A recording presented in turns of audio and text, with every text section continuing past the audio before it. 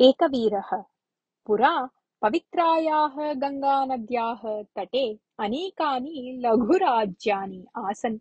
तेषु एकं राज्यं हैहयवंशस्य एकवीरनामकः राजा परिपालयति स्म। कदाचित् सः वनविहारार्थं गतवान् आसीत्। तस्मिन् समये एव दक्षिणदिक्तः अत्यपूर्वः सुगन्धयुक्तः वायुः आगतः।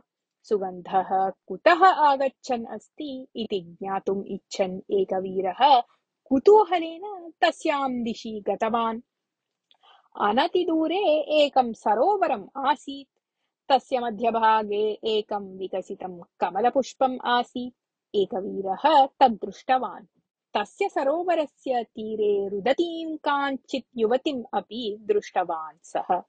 किमर्थं रोदिती भवति इति तस्याः समीपं गत्वा तां रोदनस्य कारणं पृष्टवान् एकवीरः। तदा सा युवतिः उक्तवती, प्रतिवेशिराज्यं रैभ्यः नाम कश्चित् महाराजः पालयति। अहं तस्य पुत्र्याः एकावल्याः सखी अस्मि। रैभ्यमहाराजः एकवल्याः सन्तोषार्थम् एव अनेकानि कमलपुष्पाणां सरोवराणि निर्मितवान् आसीत्। कदाचित् एतस्मिन् सरोवरे स्थितानां दिव्यपुष्पाणां सुगन्धात् आकृष्टा राजकुमारी मया सह अत्र आगतवती।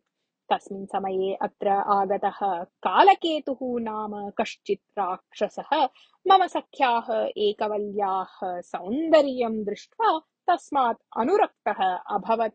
तां परिणेतुम् इष्टवान् सः, परन्तु मम सखी तं निराकृतवती। एतेन कुपितः राक्षसः तां नीत्वा पातालगुहायां बन्धने स्थापितवान् अस्ति। तदारभ्य अहं दुःखेन रुदती अत्रैव अस्मि इति। सर्वं विषयं श्रुत्वा एकवीरः पातालगुहां गत्वा कालकेतुं मारयित्वा एकावलीम् आनीय रैभ्यमहाराजाय अर्पितवान्। तस्मात् नितरां सन्तुष्टः महाराजः उक्तवान्, राजकुमार, मम पुत्र्याः विवाहः भवता सह करणीयः इति पूर्वमेव अहं चिन्तितवान् आसम्।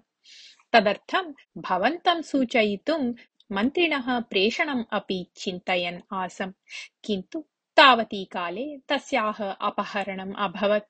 भवान् एव तां रक्षित्वा आनीतवान् अस्ति, अतः कृपया तां भवान् एव परिणयतु इति अहं भवन्तं प्रार्थयामि इति।